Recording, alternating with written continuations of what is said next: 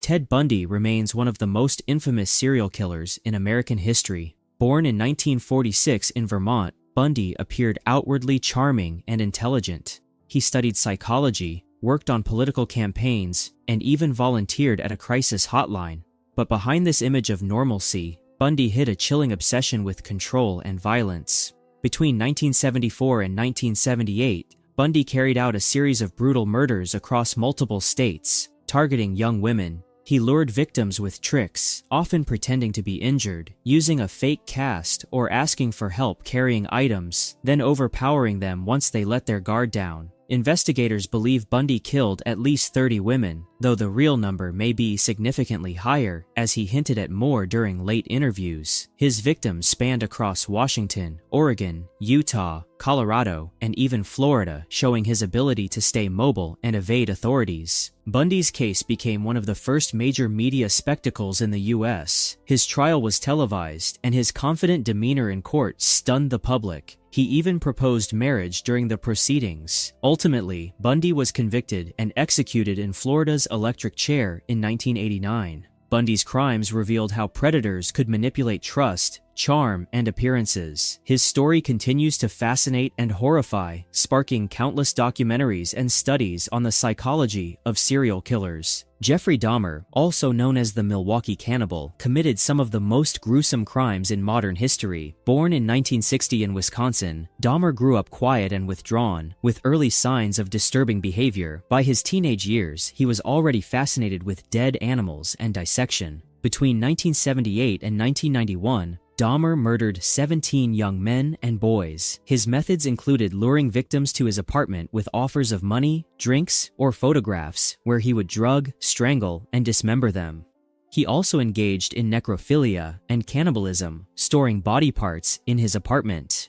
When investigators later revealed these details, the world was horrified by the sheer brutality of his actions. What made Dahmer's crimes especially shocking was how close authorities came to stopping him multiple times. On one occasion, a 14-year-old victim escaped but was returned to Dahmer by police after he convinced them it was a domestic dispute. This oversight allowed him to continue his spree for several more months. Such failures exposed systemic issues, including biases in law enforcement and poor coordination. Dahmer was arrested in 1991 after a victim escaped and flagged down police. Inside his apartment, officers discovered skulls, photographs of dismembered bodies, and preserved remains. Sentenced to life in prison, Dahmer was killed by a fellow inmate in 1994. His case raised questions about systemic failures in law enforcement and biases that enabled his crimes. John Wayne Gacy, often called the Killer Clown, was one of America's most notorious murderers.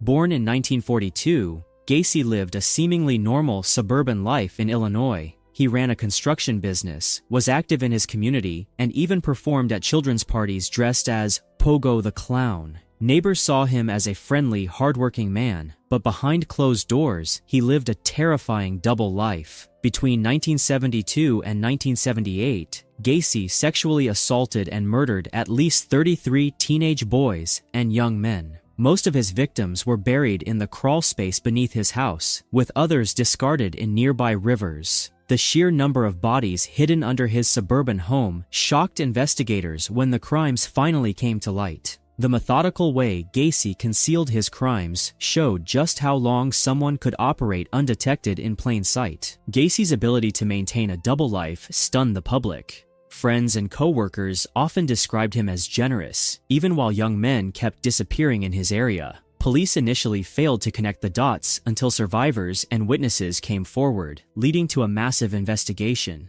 Once authorities searched his home, the gruesome discovery of bodies stunned the nation and made headlines around the world. Convicted of 33 murders, Gacy was sentenced to death and executed by lethal injection in 1994. His case highlighted how appearances can mask monstrous behavior and remains one of the most chilling examples of hidden predation in American history. Gacy's crimes serve as a grim reminder that evil can exist in the most unsuspecting places, behind the face of a neighbor or a clown costume meant to entertain children. Known as the Butcher of Rostov, ANDREI CHIKATILO terrorized the Soviet Union during the 1970s and 1980s with crimes that were so gruesome, they left an entire nation in shock. Born in 1936 in Ukraine, he endured a childhood marked by extreme poverty, famine, and abuse at the hands of both his parents and teachers. These hardships, combined with a lifelong struggle with impotence and humiliation, seemed to shape the violent compulsions that would later define his life. Between 1978 and 1990, Chikatilo murdered at least 52 women and children, though some investigators believe the true number may have been higher. His crimes were especially brutal. Victims were stabbed dozens of times, mutilated, and sexually assaulted in horrific ways. Because Soviet authorities initially refused to acknowledge the existence of a serial killer, insisting such crimes were a symptom of Western decadence, Chikatilo operated for years with minimal interference. This denial allowed him to continue undetected across several regions. The investigation into his crimes became one of the largest and most complex in Soviet history. Thousands of suspects were interrogated, and tragically, several innocent men were arrested and even executed for murders they did not commit. It wasn't until forensic evidence began to link the killings together that investigators focused on Chikatilo, who was finally arrested in 1990. His trial was a public spectacle, drawing enormous attention across the USSR. His erratic behavior, chilling confessions, and disturbing outbursts shocked audiences and reinforced his monstrous image. In 1994, he was executed by firing squad. Chikatilo's reign of terror exposed the weaknesses of Soviet law enforcement and the dangers of ignoring patterns of violence for ideological reasons. His case continues to be studied as one of the most chilling reminders of how denial and systemic failure can let a predator thrive. Pedro Lopez, often referred to as the Monster of the Andes, is believed to be one of the most prolific serial killers in recorded history. Born in Colombia in 1948, Lopez endured a violent and unstable upbringing. Abused by family members and left to survive on the streets, he was exposed to violence from an early age. These traumatic beginnings seemed to fuel the disturbing urges that defined his adult life. During the late 1970s and early 1980s, Lopez confessed to murdering more than 300 young girls across Colombia, Peru, and Ecuador. His method was disturbingly calculated. He targeted impoverished children, often offering them small gifts or promises of safety before abducting them. Once in his grasp, the victims were killed and often buried in shallow, remote graves. The scale of his killings was almost unimaginable, and because many bodies were never recovered, the true number may never be known. In 1980, Lopez was finally arrested in Ecuador. To the horror of investigators, he led police to several of his victims' graves, confirming his confessions. Despite the enormity of his crimes, Ecuadorian law at the time only allowed for a maximum sentence of 16 years. Lopez served his time and was released, much to the outrage of the international community. His subsequent whereabouts became unclear, and rumors circulated that he may have killed again after his release. Lopez's case raises haunting questions about justice, accountability, and the limitations of legal systems when confronting crimes of such scale. The failure to adequately punish one of the worst predators in history remains a source of deep controversy and unease. Jack the Ripper remains one of the most famous unidentified killers in history, a mystery that has fascinated the world for more than a century. Active in London's Whitechapel district in 1888, the Ripper is believed to have murdered at least 5 women, all of whom were sex workers struggling to survive in the poverty-stricken East End. The killings were gruesome, involving extreme mutilation and what appeared to be surgical-like precision. This led to speculation that the Ripper may have had medical training, fueling theories that ranged from local butchers to respected doctors. The killer also allegedly sent letters to newspapers, taunting the police and signing some with the chilling name, Jack the Ripper. Whether genuine or hoaxes, these letters amplified public hysteria and turned the case into a media sensation. Despite extensive investigations, the killer's identity was never confirmed. Over the years, dozens of suspects have been proposed, including artists, royals, and even well-known public figures. Modern DNA testing has produced some leads, but results remain inconclusive, and the mystery endures. Each generation seems to revive interest in solving the case, reflecting society's enduring obsession with the unknown.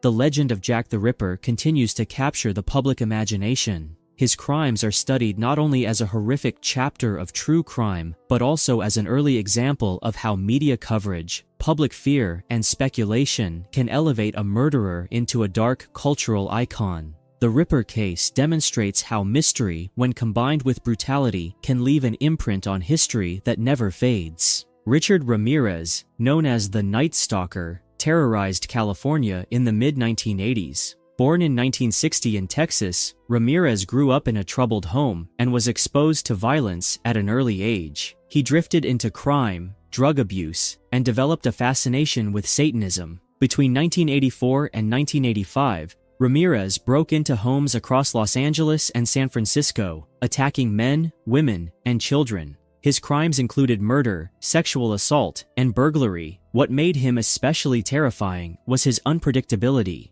He attacked at random, striking fear into entire communities. Police tracked him down in 1985, and when his face appeared on the front pages of newspapers, Los Angeles residents recognized and captured him. His trial was sensational, with Ramirez flashing satanic symbols and declaring allegiance to the devil. He was convicted of 13 murders and sentenced to death. Ramirez died of natural causes in prison in 2013. The Night Stalker case remains one of the most infamous examples of how a single criminal can grip a region with fear. David Berkowitz, infamously known as the Son of Sam, carried out a series of shootings in New York City during the summer of 1976. Born in 1953, Berkowitz was adopted by a middle-class family and later struggled with feelings of rejection and instability. Armed with a .44 caliber revolver, Berkowitz targeted couples parked in cars or sitting outside, killing 6 people and wounding 7 others. He left behind cryptic notes taunting police and the press, claiming he was commanded to kill by a demon that spoke through his neighbor's dog. The murders sparked widespread panic across New York, with people afraid to go out at night. After months of investigation, Berkowitz was arrested in August 1977. He confessed quickly, and his bizarre explanations only deepened the public's morbid fascination. Sentenced to life in prison, Berkowitz later claimed to have become a born-again Christian. His crimes remain one of the most notorious killing sprees in American history, and the Son of Sam laws were later passed to prevent criminals from profiting off their infamy. Dr. Harold Shipman, a British physician, is believed to be the most prolific serial killer in modern history. Born in 1946 in Nottingham, England, Shipman pursued a career in medicine and became a respected general practitioner. But behind his professional image, he was murdering his own patients. Between the 1970s and 1998, Shipman killed an estimated 250 people, most of them elderly women. He administered lethal doses of morphine and then falsified medical records to make deaths appear natural. His calm demeanor and trusted position allowed him to avoid suspicion for years. Shipman's crimes unraveled when a local undertaker and another doctor noticed unusual patterns in patient deaths. An investigation revealed his staggering scale of killings. In 2000, Shipman was convicted of 15 murders, but is believed to have committed far more. He was sentenced to life imprisonment and died by suicide in 2004. The Shipman case led to sweeping reforms in the UK's medical oversight and prescription monitoring systems, ensuring such abuses could never again go unnoticed. Ed Gein, often called the Butcher of Plainfield, was the inspiration behind horror movie villains like Norman Bates and Leatherface. Born in 1906 in Wisconsin, Gein endured a harsh childhood under a domineering mother who preached about sin and morality. After her death, he became increasingly isolated and disturbed.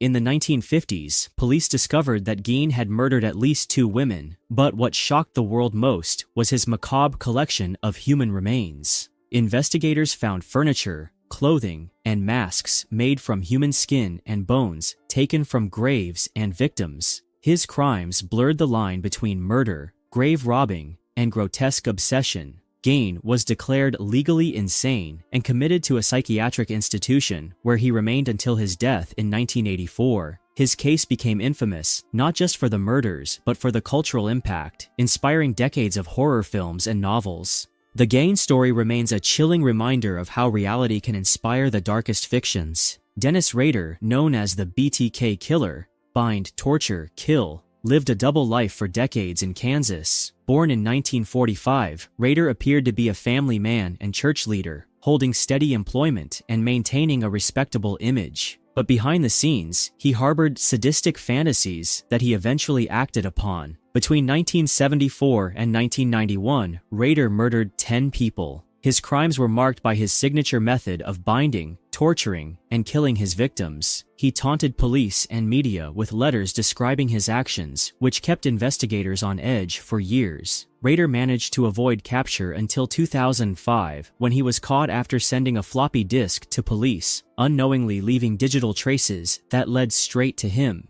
His arrest shocked his community, which had known him as a seemingly ordinary neighbor. Rader is serving 10 consecutive life sentences. His case demonstrates how some killers maintain normal appearances while hiding unimaginable cruelty. H. Holmes, often dubbed America's first serial killer, became infamous during the 1893 Chicago World's Fair. Born in 1861 as Herman Webster Mudgett, Holmes was intelligent and manipulative from a young age.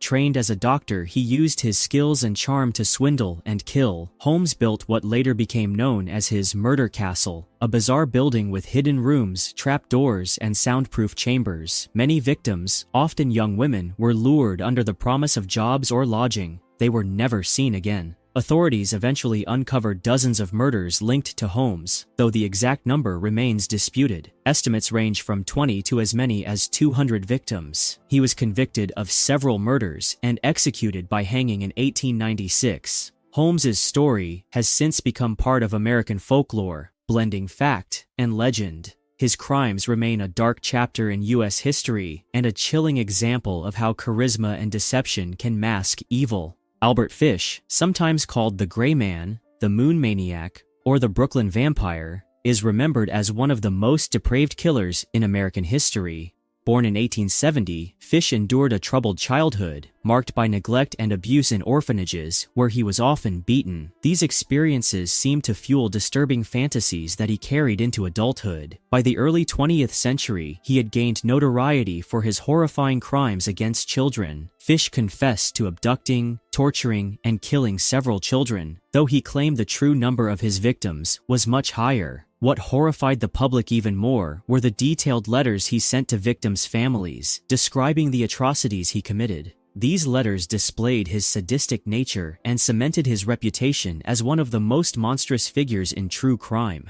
His crimes triggered a massive manhunt lasting nearly a decade. In 1934, he was finally arrested after the murder of 10-year-old Grace Budd, whose disappearance had gripped national headlines. Evidence and his own written confessions linked him directly to the case. The trial revealed shocking testimony about his lifelong obsessions with pain, cannibalism, and self-mutilation. Fish was convicted and sentenced to death. In 1936, he was executed in the electric chair at Sing Sing prison, reportedly going to his death without fear. His case has since been studied by criminologists, psychologists, and historians as an extreme example of sadism and psychopathy. Fish's legacy remains a haunting reminder of how human depravity can reach unimaginable depths.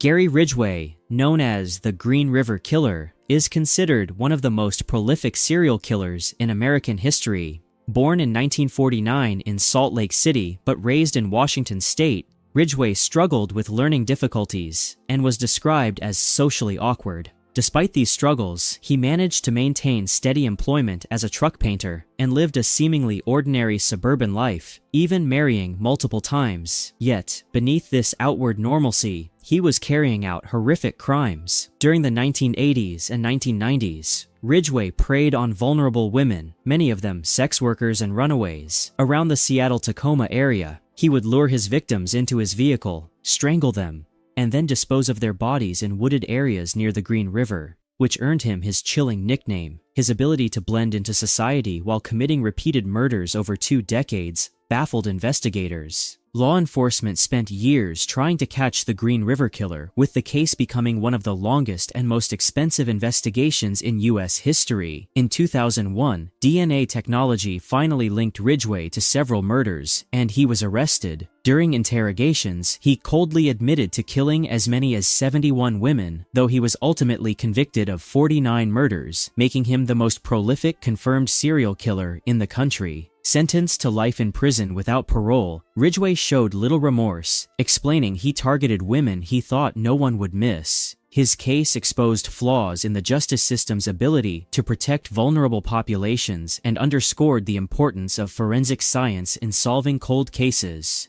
The Green River murders remain a chilling chapter in American criminal history. One of Japan's most shocking serial murder cases involves Tsutomu Miyazaki, often referred to as the otaku murderer or the little girl murderer. Born in 1962 in Tokyo, Miyazaki grew up with a severe physical deformity in his hands, which left him socially isolated and unable to connect with others. Instead, he immersed himself in manga, horror films, and extreme media, blurring the line between fantasy and reality.